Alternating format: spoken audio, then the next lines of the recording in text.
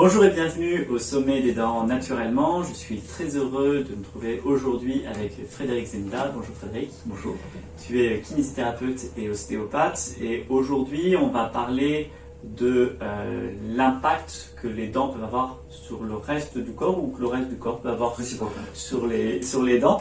On va parler entre autres de posturologie et puis on va parler d'ostéopathie et de tout plein de choses comme ça. Mais avant peut-être de commencer, est-ce que tu pourrais te présenter en quelques mots? Je suis Frédéric Zenda, je suis kinésithérapeute ostéopathe depuis longtemps et je pratique à Paris, je fais de l'ostéopathie mais aussi beaucoup de bilans de posturologie clinique parce que nous sommes amenés à avoir une patientèle un petit peu chronique et variée qui m'a permis d'avoir ce parcours de posturologie clinique et je m'occupe aussi d'un centre de formation et d'un magazine. Donc, là, tu as dit mots importants, on va y revenir sur le côté chronique, puisque c'est vraiment un point qui va être, important. Donc, je vous invite à le retenir. Mais, peut-être pour rentrer dans le sujet, on va peut-être l'aborder d'un point de vue chronologique, en posturologie ou en ostéopathie. Déjà, comment tu vas voir ce lien-là entre la bouche, les dents et le reste de la posture au moment où l'enfant naît à la naissance? Alors, d'abord avec nos patients, il y a une chose très très importante à envisager, c'est que la posturologie, c'est pas de l'ergonomie. L'ergonomie, c'est un outil à la disposition de la posturologie. L'ergonomie, c'est comment nous allons installer notre environnement pour être dans la meilleure position possible. Ça, c'est l'ergonomie. La posturologie, c'est comment nous utilisons nos capteurs, nos différents capteurs, oculaires, manducateurs, dentaires, la colonne vertébrale, les pieds, la peau, par exemple. Comment on va utiliser ces capteurs, comment l'information va être appréhendée par ces capteurs, comment cette information va être transmise au système central, le cerveau, qui va gérer l'information, et après comment le cerveau va pouvoir restituer l'information. Et donc, opérer un bon acte. Je m'explique. Si nous avons une bonne information du début jusqu'à la fin. Je perçois quelque chose de la meilleure façon possible parce que mes yeux, mes systèmes sensoriels sont de bonne qualité. Je vais transmettre une bonne information à mon cerveau qui va agir en conséquence et en proportion de la bonne information. Donc le geste qui va être opéré va être de bonne qualité. Nous sommes d'accord? Ça marche. En revanche, si, pour une raison X ou Y qu'on pourrait évoquer, un des capteurs est déficient, par exemple les yeux, par exemple le système manducateur, par exemple la colonne vertébrale ou les pieds, l'information qui va être captée par ce capteur va être transmise avec les moyens du bord au cerveau. Le cerveau pourra ou pas compenser ce déficit d'information. Et donc s'il ne compense pas, le geste qui va être opéré par le système musculo-squelettique sera de mauvaise qualité. Donc il va y avoir un processus de symptomatologie qui va peut-être se mettre en place. Si le cerveau arrive à compenser, comme toute compensation, à un certain moment, ça a ses limites. Et donc, un premier capteur peut être déficitaire, va envoyer une information au cerveau qui va compenser certainement avec un autre capteur. S'entend? Ouais. Et après, une fois que la compensation est faite, elle peut permettre au cerveau de donner les bonnes informations et le système musculo-squelettique agira de la meilleure façon possible.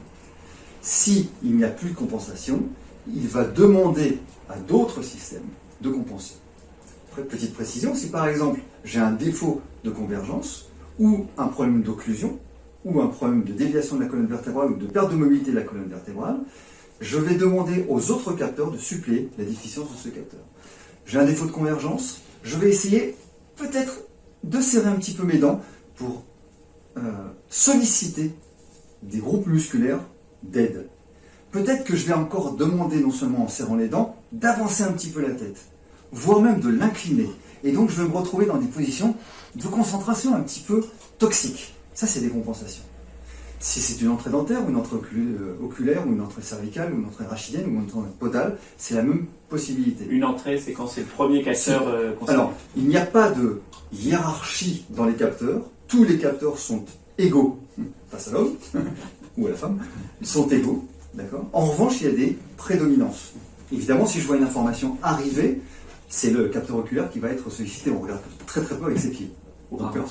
A priori. Hein. Donc, il va y avoir une prédominance du capteur en fonction de la sollicitation. Si je cours, ce sera peut-être le pied aussi, mais en tout cas, si je vois arriver ou si j'entends, je perçois un son, ça sera le capteur auditif ou le capteur oculaire qui vont agir. Voilà. Et donc, les autres capteurs vont agir en conséquence. Il y a une adaptation en fait de Il y a chacun. toujours une adaptation. On ne fait que de compensation en permanence. Et nous, dans la symptomatologie de la posturologie clinique, qu'est-ce qu'on fait?